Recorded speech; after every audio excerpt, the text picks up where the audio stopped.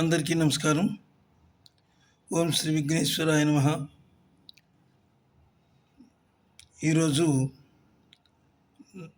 ఈరోజు ఎప్పటిలాగే Jamie Prem's YouTube ఛానల్లో ఒక కొత్త కాన్సెప్ట్ తీసుకుని చేస్తానని మీకు చెప్పాను. ఆ సినిమా అంటే ఒక సినిమా గురించి, ఈ సినిమా వయసు ఎంత అనే సబ్జెక్ట్లో సెన్సేషనల్ డైరెక్టర్ పూరి జగన్నాథ్, అలాగే అమ్మాయిల కళ్ళల రాకుమారుడు, హాలీవుడ్ సామ్రాజ్యంలో తిరుగులేని హీరో ప్రిన్స్ ఘట్టమనేని మహేష్ బాబు నటించిన పోకిరి చిత్రం అన్నమాట. ఈ పోకిరి చిత్రం గురించి ఈరోజు విశ్లేషణ చేస్తున్నాను. అంటే మీకు తెలియని విషయాలు ఎన్నో ఇందులో ఉంటాయని అనుకుంటున్నాను. అనేక ఆసక్తికరమైన అంశాలు ఇందులో ఉన్నాయి. నచ్చితే ఒక లైక్ ఇచ్చి సబ్స్క్రైబ్ చేసి మీ ఫ్రెండ్స్కి షేర్ చేయవలసిందిగా కోరుతున్నాను. నేటికి పోకిరి సినిమా వచ్చి అంటే ఈ సినిమా వయసు దాదాపు 20 ఏళ్ళు అయింది. 2006లో ఈ చిత్రం ప్రపంచవ్యాప్తంగా విడుదలైంది. అఖండమైన ఆదరణతో ఘన విజయం సాధించింది ఈ సినిమా. ఇది బాక్సాఫీస్ సెన్సేషన్, అంటే అక్కడ కూడా పెద్ద సెన్సేషన్ సృష్టించింది. మగధీర చిత్రం విడుదల వరకు చూస్తే పోకిరి చిత్రం తెలుగు సినిమా చరిత్రలోనే అత్యధిక కలెక్షన్ సాధించిన చిత్రంగా రికార్డులు సృష్టించింది. పోకిరి సినిమా ప్రేక్షకుల్ని విపరీతంగా ఆకర్షించింది. అన్ని వయసుల వారు కూడా ఈ సినిమాకు బాగా కనెక్ట్ అయ్యారు. అసలు పోకిరి సినిమా స్క్రిప్టు పూరి జగన్నాథ్ తన తొలి చిత్రం బద్రి సినిమా తీస్తున్నప్పుడే అది రాసుకున్నారట. ఆ ప్రాజెక్టు ఆయన పెట్టుకున్న పేరు ఆ సినిమాకి ఉత్తమ్ సింగ్ సన్ ఆఫ్ సూర్యనారాయణగా పేరు పెట్టుకున్నారు. అయితే తర్వాత మెగాస్టార్ చిరంజీవితో చిత్రం చేద్దాం అనుకుంటే ఆయన డేట్స్ కుదరకపోవడంతో ఆలస్యమైంది. తర్వాత రవితేజతో తీద్దాం అనుకున్నారు. రవితేజ అంగీకరించారు. అయితే అప్పటికే ఆయన చేస్తున్నటువంటి నా ఆటోగ్రాఫ్ స్వీట్ మెమోరియల్ అనే సినిమా గురించి ఆగిపోయింది. తర్వాత చేద్దాం అనుకున్నారు. అయితే ఆ సినిమా కూడా అయిపోయిన తర్వాత రవితేజ డేట్స్ దొరకలేదు. అప్పుడు పూరి జగన్నాథ్ గారు ఒక గొప్ప నిర్ణయం తీసుకున్నారు. అదేమిటంటే విలన్ సోను సూద్ గారిని హీరోగా పరిచయం చేద్దాం అనుకున్నారు. అది కుదరలేదు. చివరకు ఈ కథ మహేష్ బాబు గారి దగ్గరికి వెళ్ళింది. ఆయన కథ విని వెంటనే అంగీకరించారు. ఈ సినిమా కోసం ఆయన హెయిర్ స్టైల్ కూడా మార్చారు. టైటిల్ కూడా, అంటే ఈ టైటిల్ అంత బాగుండలేదు, టైటిల్ కొంచెం మార్చండి చూడండి మీరు అని అన్నారు. టైటిల్ చాలా పెద్దగా ఉందంటే టైటిల్ కూడా పూరి జగన్నాథ్ గారు ఆయన కూర్చుని పోకిరిగా మార్చారు. ఈ చిత్రంలో హీరోయిన్గా ఆయేషా టాకియా అని పెట్టుకుందామని అనుకున్నారు. చివరి నిమిషంలో దేవదాస్ సినిమా ద్వారా పరిచయమైన ఇలియానా ఆమెను తీసుకున్నారు. ఈ పాత్ర కోసం ఎదురు చూసిన వారిలో దీపికా పడుకునే, పార్వతీ మెంటన్ వంటి వారు కూడా ఉన్నారు. అంత పోటీ వచ్చింది ఈ సినిమా గురించి. అలాగే పోకిరి సినిమా గురించి మరికొన్ని ఆసక్తికరమైన విషయాలు. సినిమా పూర్తయిన తర్వాత లెంగ్త్ ఎక్కువైందని ఆలీ బ్రహ్మానందం కామెడీ తీసేయాలని అనుకున్నారట. అయితే ఎడిటర్ మార్తాండ్ గారి సూచనతో ఆ ఎపిసోడ్ని ఉంచారు. నిజంగా ఆ కామెడీ సినిమా పెద్ద, అంటే ఆ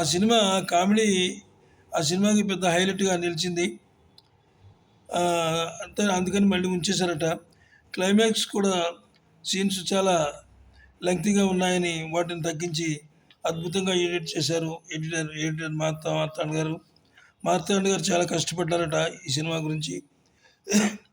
పోకిరి ప్రివ్యూ చూసిన వాళ్ళంతా ఈ సినిమా అట్టర్ ఫ్లాప్ అవుతుంది, ఫ్లాప్ సినిమా ఇది అని చెప్పి అందరూ అని పూరి జగన్నాథ్ గారిని నిరుత్సాహపరిచారట. ఇండస్ట్రీలో కూడా అదే టాక్ వచ్చింది. అయితే ఆయన ఏం బాధపడలేదు, నిర్ణయం ప్రేక్షకులకే వదిలేశారు. ప్రేక్షకులే జడ్జిమెంట్ ఇస్తారని చెప్పి ఆయన అనుకున్నారు. అయితే రిలీజ్ అయిన తర్వాత ప్రపంచవ్యాప్తంగా కలెక్షన్ల వర్షం కురిపించింది పోకిరి. తెలుగు ఇండస్ట్రీ చరిత్రలోనే మార్చేసింది పోకిరి సినిమా. అసలు ఈ సినిమా కథ మహేష్ బాబు గారికి చెప్పడానికి వెళ్ళినప్పుడు ఆయన కథ కేవలం 5 నిమిషాలు మాత్రమే విన్నారట. ఇంకా చెప్పొద్దు, ఈ సినిమా నేను చేస్తున్నాను అని చెప్పేశారట. నిజంగా అంత గొప్ప సినిమా ఇది. అయితే పూరి గారు ఈ సినిమా గురించి చాలామంది ఎంతో గొప్పగా తీశారు మీరు ఈ సినిమా, ఎంత టైం తీసుకున్నారో అని అడిగితే అన్ని కథల్లాగే ఈ కథ కూడా ఒకటి నాది. నేనేం దీని గురించి పెద్ద ఇంట్రెస్ట్ ఏం తీసుకోలేదు, మామూలుగా చేశాను. అయితే ఆయన డైరెక్షన్లో ఉన్న గొప్పతనం ఏమిటంటే పూరి గారు స్క్రిప్ట్ రాయడానికి, సినిమా కథ రాయడానికి ఒక 1 వీక్ కంటే ఎక్కువ టైం తీసుకోరట. అందుకే ఆయన ఇండియాలోనే గొప్ప డైరెక్టర్ అన్నారు. ఆ మాట రాజమౌళి గారే అన్నారని తెలిసింది. ఒక హీరో స్టార్ నుంచి సూపర్ స్టార్ అవ్వాలంటే పూరి జగన్నాథ్ చేతిలో పడితే చాలు అని చెప్పి ఆ మాట కూడా ప్రభాస్ గారు అన్నారట. ఈ సినిమా వయసు ఎంత కాన్సెప్ట్ వచ్చిన పోకిరి ఈ వీడియోని పూర్తిగా చూసినందుకు ధన్యవాదాలు. మరో మంచి సినిమాతో మళ్ళీ కలుసుకుందాం. ఈ సినిమాని మాత్రం అందరూ ఆదరించండి. ఇందులో మంచి మంచి డైలాగ్స్ కూడా ఉన్నాయి. ఇందులో ఆ డైలాగ్స్ ఏమిటంటే, ఎవడు కొడితే దిమ్మ తిరిగి మైండ్ బ్లాక్ అయిపోతుందో వాడే పండుగడు. ఈ మంచి గొప్పగా ఉంది ఈ డైలాగు. అలాగే ఒక్కసారి కమిట్ అయితే నా మాట నేనే విన్నాను అనే డైలాగు. ఇంకా చాలా మంచి మంచి డైలాగులు ఉన్నాయి. నేనెంత ఎదవనో నాకే తెలీదు అనే డైలాగు. ఈ డైలాగ్స్లో సినిమా చాలా అద్భుతంగా ముందుకెళ్ళింది. అయితే పూరి జగన్నాథ్ గారు ఒక విషయంలో మనం ఆయన డైరెక్షన్ గొప్పతనం గురించి చెప్పుకోవచ్చు. ఆయన షార్ట్ చెప్పిన తర్వాత ఆర్టిస్టులని బాధ పెట్టరు, ఆర్టిస్టులని చేయించారు. ఆయన నటించరు కానీ నటింపజేస్తారు. అందుకే ఆయన ప్రతి సినిమా కూడా అంత అద్భుతమైనటువంటి ట్రెండ్ సృష్టిస్తుందన్నమాట. అలాగే ఇందులో ఇలియానా చాలా అద్భుతంగా చేసింది అమ్మాయి. నిజంగా ఆ పోకిరిలో మహేష్ బాబు, ఇలియానా కనపడితే చాలు ఆ యువత మంచి కేరింతలు కొట్టేసేవారు అనమాట. మంచి ఎపిసోడ్స్ ఇందులో ఉన్నాయి.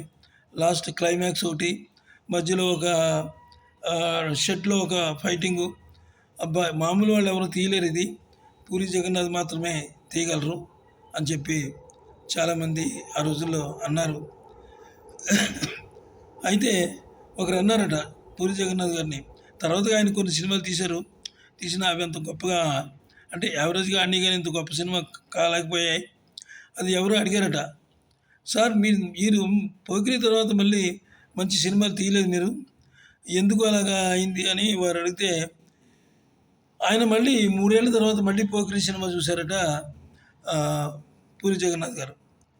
చూసిన తర్వాత ఆయన చెప్పారట అడిగిన మిత్రులతోటి, అసలు నాకు ఏం తెలియట్లేదు, అసలు ఈ డైరెక్షన్ ఎలాగ చేసానో అసలు ఇది ఏంటో నాకేం తెలియదు అని చమత్కరించారట. నమస్తే, సెలవు.